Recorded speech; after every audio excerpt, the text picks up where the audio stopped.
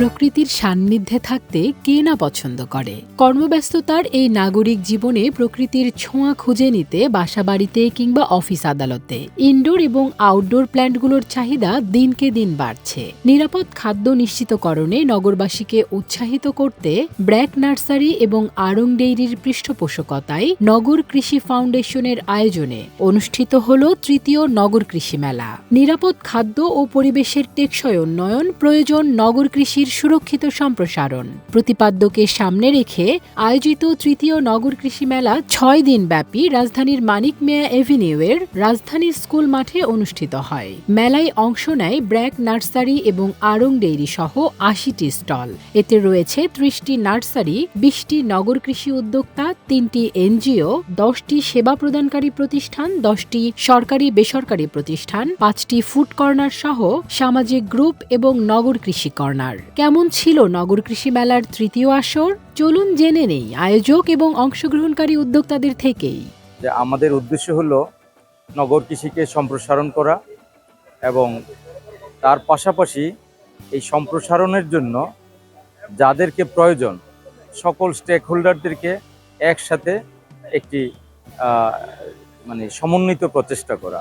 আমরা শুধুমাত্র আয়োজক, আমরা বিশ্বাস করি যারা এই মেলায় অংশগ্রহণ করেছে সবাই এটার অংশীজন এবং এই অংশীজনদেরকে যদি আমরা একসাথে কাজ করতে পারি তাহলে এটি সম্প্রসারণ নিশ্চিত হবে। আমরা সাধারণত ইনডোর প্লান্ট নিয়ে বেশি কাজ করি। এক কথায় আমরা গাছের কমপ্লিট একটা সলিউশন দিয়ে থাকি।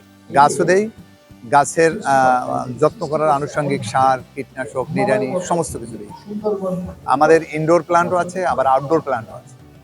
আর আমরা আজকে 22 বছর ধরে এই নার্সারির সাথে সম্পৃক্ত। তো আমরা চাচ্ছি প্রত্যেকটা বাড়ি একটা বাগান হোক। আমার নার্সারির নাম হচ্ছে বাগানওয়ালা। তো আমরা এতদিন আমাদের ছাদ বাগানেই ছিল, আমাদের এখন আর ছাদ বাগানে হচ্ছে না, এই জন্য আমরা নার্সারি নিয়ে কাজ শুরু করছি। সবার একটু ইনডোর প্ল্যান্টসের প্রতি আগ্রহ বেশি, এই জন্য আমি রিসেন্টলি দেখলাম যে ইনডোর প্ল্যান্টসের চাহিদাই বেশি, তো এই জন্যই আমি এটা নিয়ে পিক করলাম। আর আমি এক সময় আউটডোর প্ল্যান্টসও করতাম। রেসপন্স আলহামদুলিল্লাহ ভালো। আসলে আমার মূল আকর্ষণই ছিল, উদ্দেশ্যই ছিল হচ্ছে আমার কাস্টমারকে আমার প্রোডাক্টগুলো দেখানো। তা আমার পারপাস সেলও ছিল, কিন্তু বেসিক্যালি আমি যেহেতু তাদের সাথে অনলাইনে ডিল করি, এই জন্য আমি চাচ্ছিলাম তারা আমার কালেকশনগুলো সামনাসামনি এসে দেখুক। আমার স্টলে এখন আপাতত succulent, indoor plant, semi indoor, তারপরে সেন্সিব্রিয়া যেটা স্নেক প্লান্ট বলে আমাদের দেশে, যেটা সব থেকে বেশি গুরুত্বপূর্ণ হচ্ছে সেটা রাতের বেলাও আমাদের ঘরে অক্সিজেন ছাড়ে, কার্বন ডাই অক্সাইড গুলো হচ্ছে সে শুষে নেয়। এটা হচ্ছে সেন্সিব্রিয়াই একমাত্র করে বেশিরভাগ।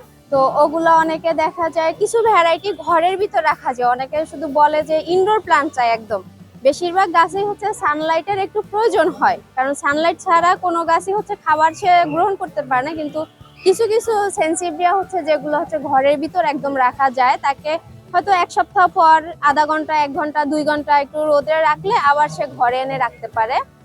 আর এখানে বিভিন্ন শৌখিন গাছ আছে যেগুলো হচ্ছে শৌখিন বাগানীরা হচ্ছে শখে কালেকশন করে দেখার সৌন্দর্যের জন্য। আমার বাগানে প্রায় 35+ ভ্যারাইটি টমেটো আছে, যেগুলো উচ্চ ফলনশীল। এতগুলো ভ্যারাইটি আর কারো কাছে আছে কিনা আমার সন্দেহ আছে। আচ্ছা, আমার এখানে আছে জার্মান কুইন আছে, ব্র্যান্ডি ওয়াইন আছে, চেরোকি পার্পল আছে, ব্ল্যাক বিউটি আছে। আচ্ছা, এইটা একটা স্পেশাল আখ, বাংলাদেশে এসছে কিছুদিন আগে। এই আখটা লম্বায় হবে যেখান সোর্স থেকে এসছে ওখান থেকে 30 থেকে 40 ফিট পর্যন্ত লম্বা হয়। আমাদের ওয়েদারে এখনো এটা কতটুকু অ্যাডজাস্ট করছে এখনো এটা পরীক্ষানাধীন আছে। তো আমার নিজের বাগানে এটা অলরেডি 15 ফিট লম্বা হয়েছে। আমি 1971 সাল থেকে এই গাছ নিয়ে ব্যবসা করি। আজ অবধি আমি অনেক জাতীয় পুরস্কারও পেয়েছি। প্রত্যেক বছরই আমি বৃক্ষ মেলা করি। এই নগর কৃষি মেলা 3 বছর হচ্ছে, আমি 3 বছরই মেলা করি। আমি গাছকে ভালোবাসি, দেশকে সবুজায়ন করার জন্য এই গাছের উপর আমার অনেক মায়া মহব্বত, এই জন্য আমি এই গাছের ব্যবসাকেই প্রাধান্য দিয়ে থাকি। আমার এখানে ফুল, ফল, ভেষজ, শোভাবর্ধককারী সব ধরনের গাছই আছে।